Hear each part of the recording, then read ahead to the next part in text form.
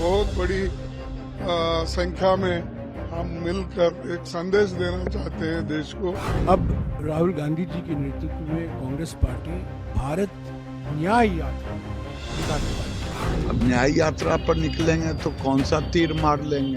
भगवान बुलाते हैं तो हम सब जाते हैं। 2024 की चुनावी बिसात पर चले जा रहे अपने अपने दांव पेच में अब एक और नया मोड़ आ गया है और इस मोड़ पर आमने सामने है बीजेपी की राम यात्रा और कांग्रेस की न्याय यात्रा।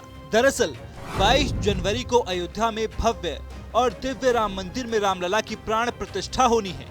नरेंद्र मोदी की अगुवाई में बीजेपी इसे सदी का सबसे बड़ा उत्सव बनाने की तैयारी में जुटी है और इसी बीच राहुल गांधी की अगुवाई में कांग्रेस ने 14 जनवरी से राहुल गांधी की न्याय यात्रा का ऐलान किया है। भारत जोड़ो यात्रा के बाद अब राहुल गांधी जी के नेतृत्व में कांग्रेस पार्टी भारत न्याय यात्रा निकालने वाली है। 14 जनवरी से लेकर 20 मार्च तक 6,200 किलोमीटर लंबी भारत न्याय यात्रा 14 राज्यों से गुजरेगी। मणिपुर में शुरुआत होगी और यह समाप्त होगी मुंबई में। सियासी गलियारों में जो सवाल उठ रहे हैं वो राहुल गांधी की इस यात्रा की टाइमिंग को लेकर ही उठ रहे हैं, क्योंकि राम मंदिर की तारीख तो पहले से तय थी। फिर राहुल गांधी ने यात्रा के लिए यही तारीख क्यों चुनी? जिस वक्त देश के गांव गलियारों में राम नाम गूंज रहा होगा, उस दौरान राहुल का पूर्वोत्तर से पश्चिम भारत तक न्याय का नारा कोई गूंज छोड़ पाएगा? क्या बीजेपी के हिंदुत्व वाले एजेंडे के सामने कोई बड़ी सियासी लकीर खींच पाएंगे राहुल गांधी? न्याय यात्रा जब वो भारत यात्रा खत्म किए थे तो सारे चुनाव में हार गए थे। अब न्याय यात्रा पर निकलेंगे तो कौन सा तीर मार लेंगे। वैसे तो राहुल गांधी ने न्याय यात्रा के लिए मकर संक्रांति के दिन को चुना है, वहीं बीजेपी भी इस प्राण प्रतिष्ठा के आयोजन में कोई कोर कसर नहीं छोड़ना चाहती। बीजेपी ने एक गुगली न्योते के मामले में भी फेंकी है, जिस पर विपक्ष कह रहा है कि ये पवित्रता नहीं पॉलिटिक्स का प्रोग्राम है। वहीं अखिलेश यादव अभी भी भगवान भरोसे हैं।